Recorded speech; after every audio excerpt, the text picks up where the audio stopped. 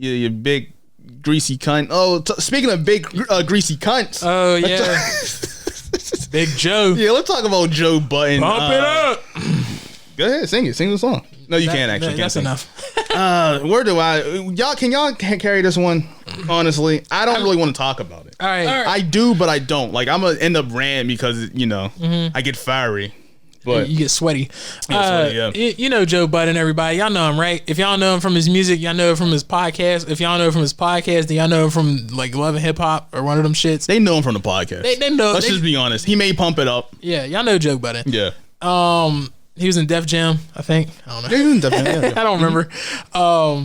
He basically fired Rory and he didn't really fire Maul. I'm not really sure about that situation. Man. Holy shit, we'll get to that. But that's when he's gonna hop in. Maul been going crazy all day. Pretty much. Not crazy, but Pretty much that nigga was like, yeah, y'all are fired. I'm sick of y'all asking questions about business that y'all like nigga.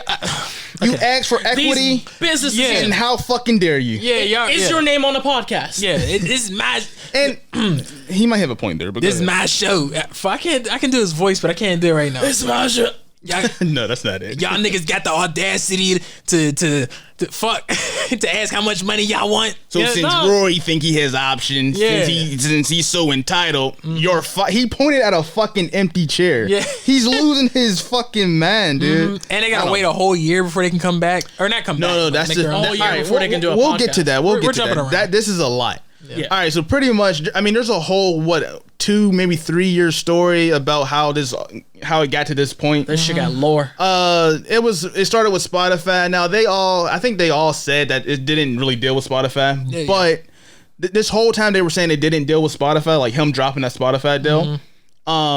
He said yesterday there's been issues since he denied that Spotify deal. Yeah. So for people who don't know, Joe Budden had a Spotify deal. He declined it, which to me, when he explained it, it made sense. Yeah. But then later on down the road, after that thing didn't fall through, the Spotify deal, he became a head creator of equity for Patreon, something like that, chief of equity, something like that. So it's like, okay, I have money and I have a new position, and you guys got nothing. So I turned it down for all of us, and you guys got nothing.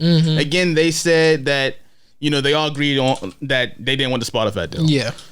Oh boy, what's next? Apparently that wasn't true though. Well, because he kind of came off as a liar this episode. Joe did? Yeah, if he wasn't lying today, he was lying then. You get what I'm saying? Yeah. But anyway, so again, just fast forward because there's so much bullshit. There's so much bullshit. They leave the show, Rory and Maul, because Joe texted Rory. He texted Rory and said, "Hey, don't come in." Rory's like, what the fuck? Why? Yeah, wow. He didn't answer. And then Maul's like, hey, if you're gonna get rid of Rory, that shit's corny because we're all friends. It's the dynamic, it's the chemistry that has got us here today. We should at least talk about it. Why is Rory leaving? He, from what I understand, and from what they told us, Joe said to Maul at some point, because it's probably the whole conversation, but at some point he said the podcast is none of your business. Nigga. Yeah, fucked up. We don't need to talk about that too much. That shit's fucking insane. But he said that's none of his business, to a guy who helped a lot to build, the podcast to where it is today. Fast forward again, right? They had the reunion. That's where I found out that information about the none of your business thing. Yeah. And they do 1 week of podcast, so Wednesday and Saturday, and they said, hey, after Saturday, we're going to go on just a 1 week break, right? And that break ended yesterday. And yesterday is when he came out and pretty much went on a tirade. 2-hour rant. Yeah, pretty much 2 hours. Just a tirade of just hate, honestly. Just again, like I was telling Will, the opposite of decent, the opposite of love, the opposite of brotherly love, everything is opposite of friendship, opposite of integrity. He just was being a piece of shit, honestly. Now you said this was 2 hours. Yeah, it was 2 hours, but the one I sent you that leaked, it was an hour and it covered almost everything. Okay. And real quick, let's touch on this. This piece of shit. What he did was he released a whole 2 hour episode on like SoundCloud and whatever else he releases it on. And then he took it down and then locked it behind Patreon and then put up some bullshit 20-minute episode. Yeah. Again, I have a lot to say about it, but how can I say it?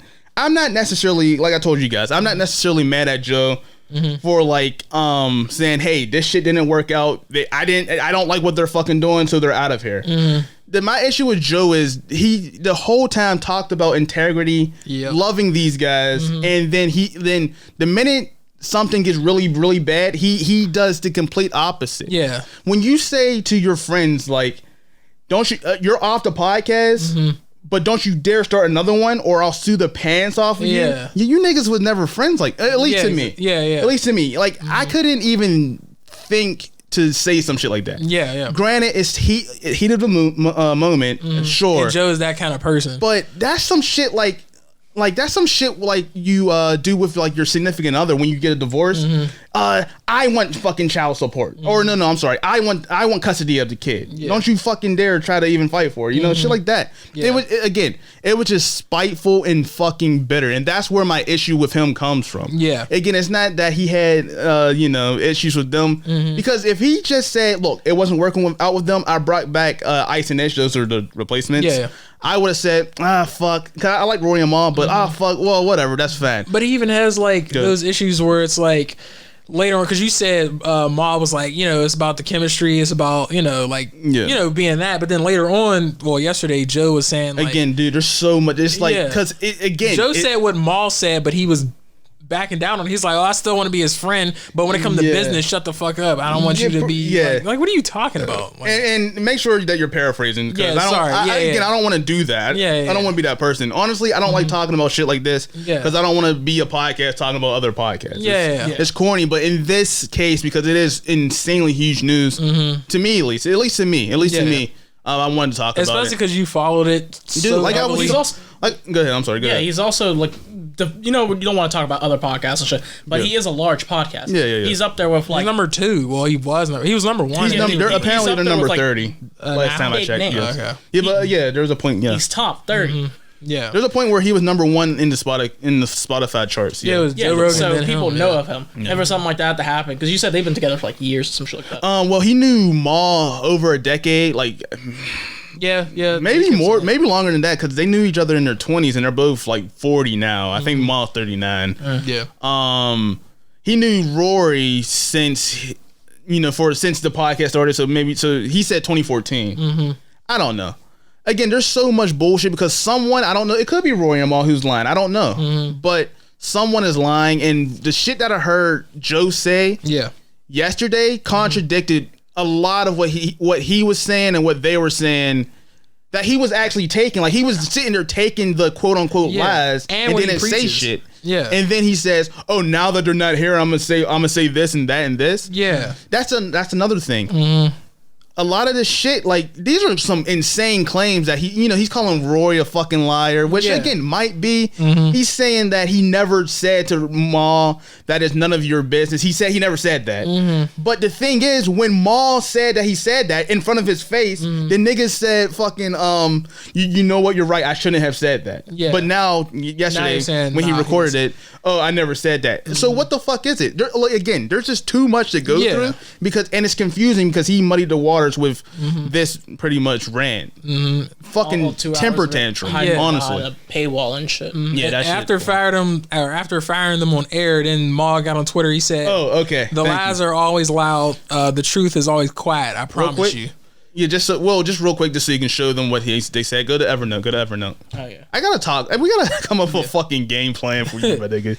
And then for Rory, it says, "Man, what an era! Thank you to everyone that listened, supported, told their friends about us, bought a subscription, ticket, or merch. Any value starts and ends with y'all.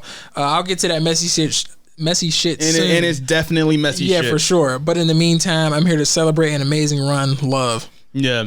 See, the thing is too, like, again, it was just so unnecessary. That whole thing was just unnecessary. It's not about hey, do they actually deserve equity? Which I think they do. Yeah. But it's not really about that. It's about the man who was like, yo, I'm this way. Like I'm a very good dude. Yeah. And just being the complete opposite of that. And he showed his true colors. Yeah. See, the thing is, I didn't know about the whole Marissa thing because I'm not really a Joe Budden fan. Never liked his music. Didn't care to, I played him in Def Jam when that shit came out. That was about it.